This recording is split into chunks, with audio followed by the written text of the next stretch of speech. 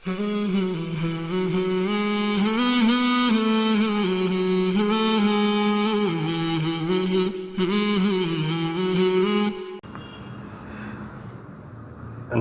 ونصلی علی رسولہ الکریم، اما بعد فاعوذ باللہ من الشیطان الرجیم، بسم اللہ الرحمن الرحیم۔ محترم ناظرین، السلام علیکم ورحمۃ اللہ وبرکاتہ۔ ہمارے آقا صلی اللہ علیہ وآلہ وسلم کا فرمان ہے کہ سلام کو عام کرو اور لوگوں کو کھانا کھلاؤ، یہ بہترین عمل ہے۔ یعنی سلام سب کو کرو، چاہے کوئی جاننے والا ہو یا نہ جاننے والا ہو، سب کو سلام کرو اور لوگوں کو کھانا کھلاؤ، کہ یہ بہترین عمل ہے۔ اور ارشاد باری تعالی ہے سورہ دہر میں، اللہ تعالیٰ کا فرمان ہے سورہ دہر میں، وَيُطْعِمُونَ الطَّعَامَ عَلَىٰ حُبِّهِ مِسْكِينًا وَيَتِيمًا وَأَسِيرًا انما نطعمکم لوجہ اللہ لا نرید منکم جزاء ولا شکورا، جس کا ترجمہ ہے، اور باوجود یہ کہ خود ان کو طعام کی خواہش ہو اور حاجت مندوں، فقیروں، یتیموں اور قیدیوں کو کھانا کھلاتے ہیں، اور کہتے ہیں خالص خدا کے لیے کھلاتے ہیں، نہ تم سے عوض کے خواستگار ہیں اور نہ۔ نحمدہ ونصلی علی رسولہ الکریم، اما بعد فاعوذ باللہ من الشیطان الرجیم، بسم اللہ الرحمن الرحیم۔ محترم ناظرین، السلام علیکم ورحمۃ اللہ وبرکاتہ۔ لا علاج مریضوں کے لیے خوشخبری۔ جس لا علاج مریض سے معالج ڈاکٹر علاج کرنے والے عاجز آ چکے ہوں، اس کے علاج سے ہاتھ اٹھا چکے ہوں، اس مریض پر سورہ فاتحہ کے ذیل طریقوں پر 4 دن عمل کریں، انشاءاللہ صحت کے آثار پیدا ہو جائیں گے۔ نمبر 1، 4 دن سورہ فاتحہ 21 بار پڑھنی ہے۔ نمبر 2، سورہ فاتحہ دائیں پاؤں پر کھڑے ہو کر بایاں پاؤں زمین سے اٹھا کر پڑھنی ہے۔ نمبر 3، پہلے روز مریض کی داہنی جانب سرہانے کی طرف۔ نمبر 4، دوسرے روز داہنی جانب ہی مگر پاؤں کی طرف۔ نمبر 5، تیسرے روز بائیں جانب سرہانے کی طرف۔ اور نمبر 6، چوتھے روز بائیں جانب پیروں کی طرف، بایاں پاؤں اٹھا کر داہنے پاؤں پر کھڑے ہو کر سورہ فاتحہ پڑھیں اور مریض پر دم کریں۔ مشکل سے مشکل بیماری کے لیے نسخہ مجرب ہے، کیمیا نسخہ۔ ہر بیماری کے لیے یا سلام ہو، مریض کو چاہیے کہ وہ خود کثرت سے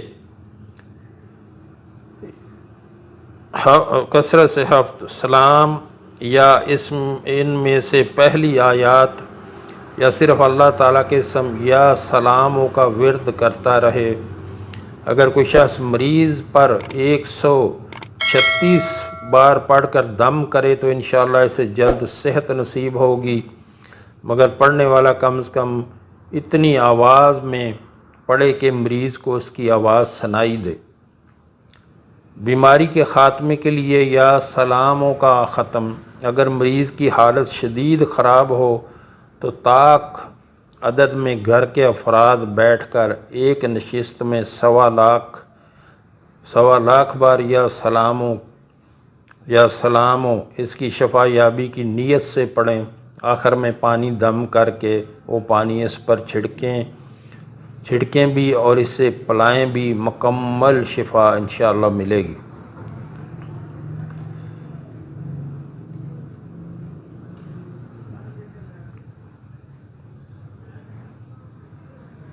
سورۃ الکافرون ہر بیماری کے لیے،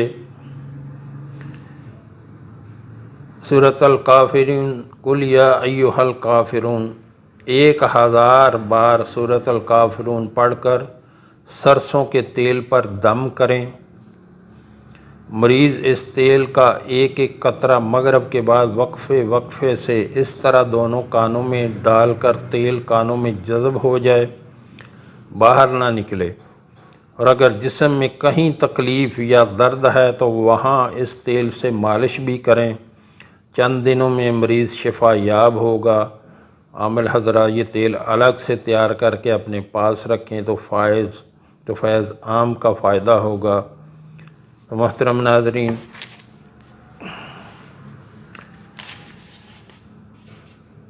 بہت بڑے بڑے اچھے عمل ہیں جن کے اوپر جو ہے وہ عمل کرنا چاہیے، اور مین چیز ہے قرآن پاک کی تلاوت۔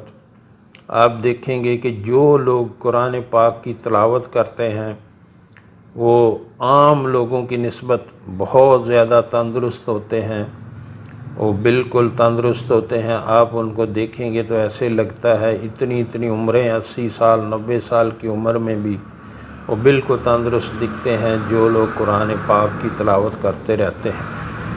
تو قرآن پاک جو ہے اس کی تلاوت کیا کریں بلا ناغہ، کم از کم جو ہے وہ ایک پارہ تو کم از کم پڑھا کریں، اور زیادہ سے زیادہ جتنا ہو سکے اتنا پڑھا کریں۔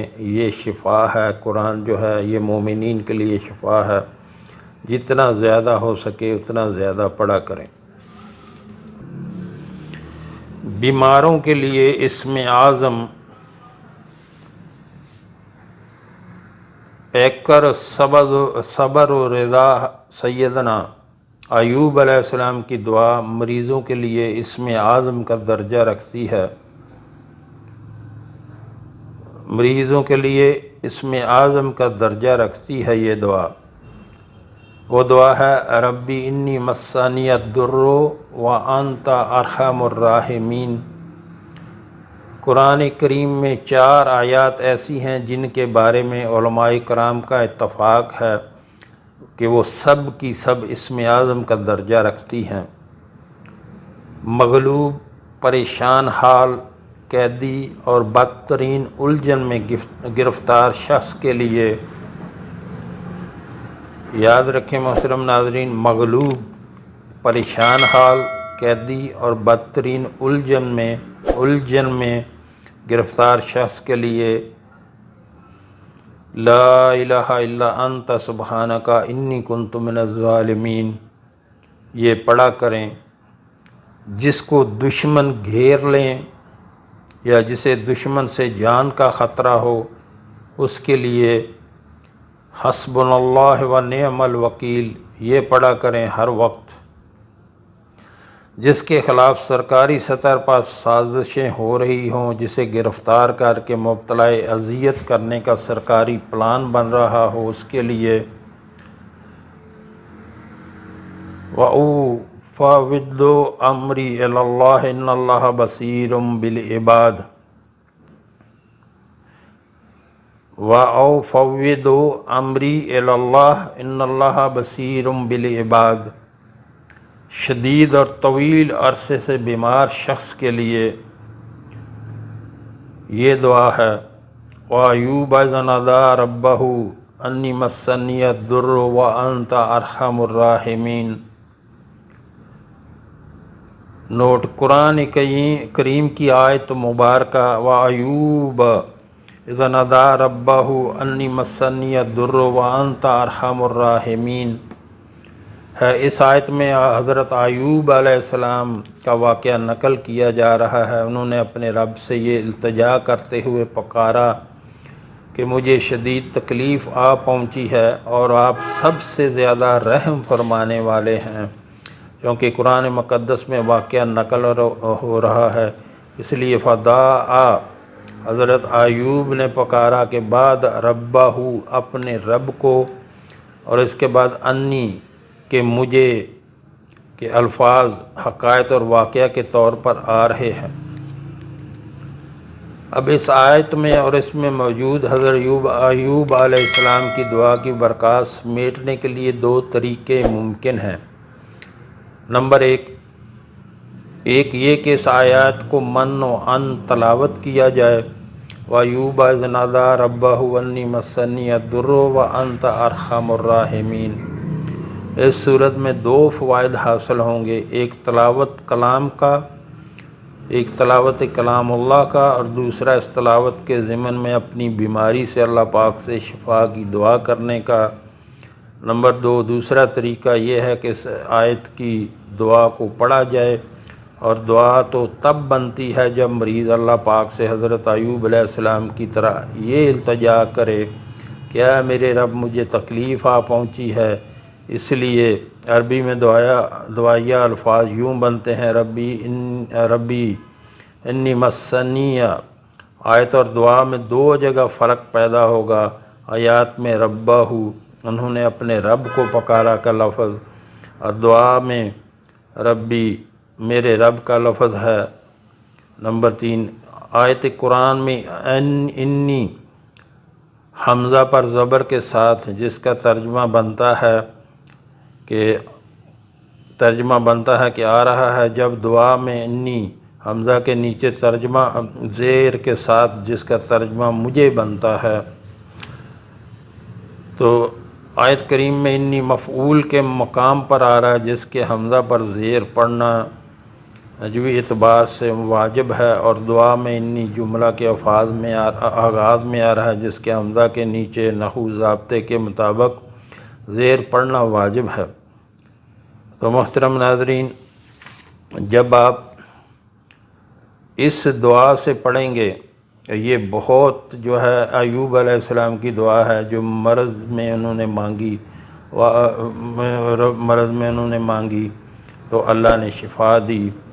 اس کو اس طرح پڑھا کریں، انی مسنی الضر وانت ارحم الراحمین۔ تو یہ بہت ہی اس کا فائدہ ہوگا انشاءاللہ۔